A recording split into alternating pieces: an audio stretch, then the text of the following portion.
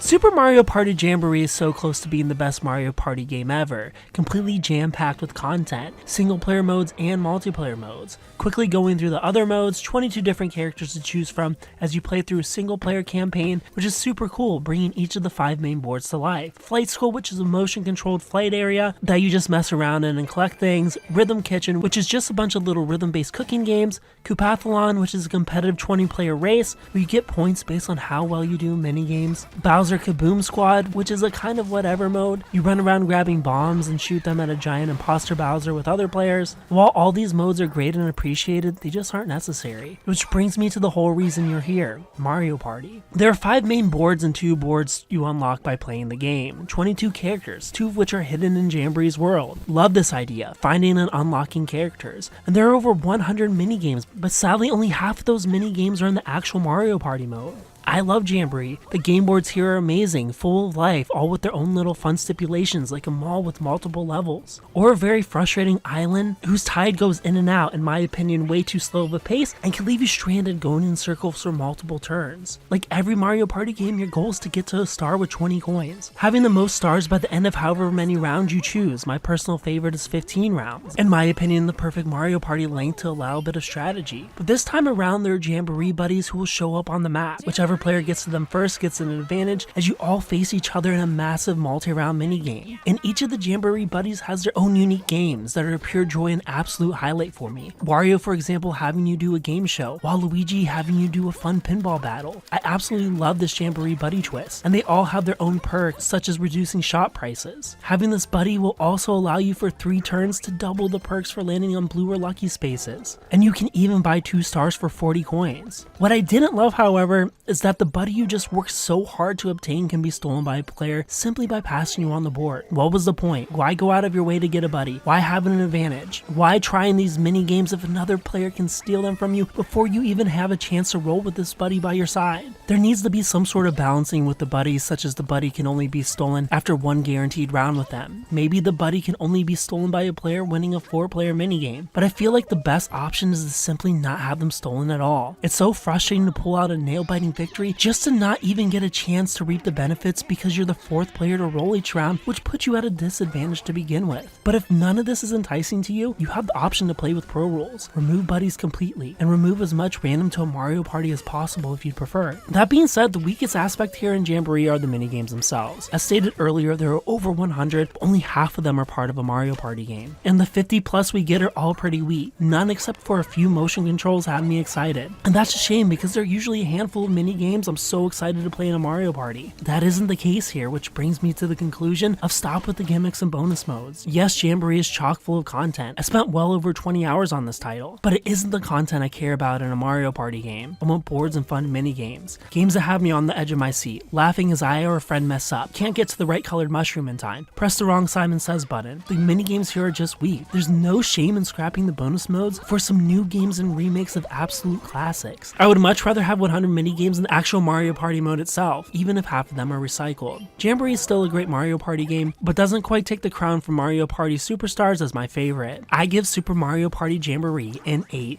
out of 10. If you played Super Mario Party Jamboree, tell me what you thought about it down in the comment section below. If you haven't played it, tell me if you plan on picking it up. Thumbs up if you like the video, subscribe if you're new to the channel, follow me on TikTok at Superkengaming. Thanks for watching, and of course, stay beautiful.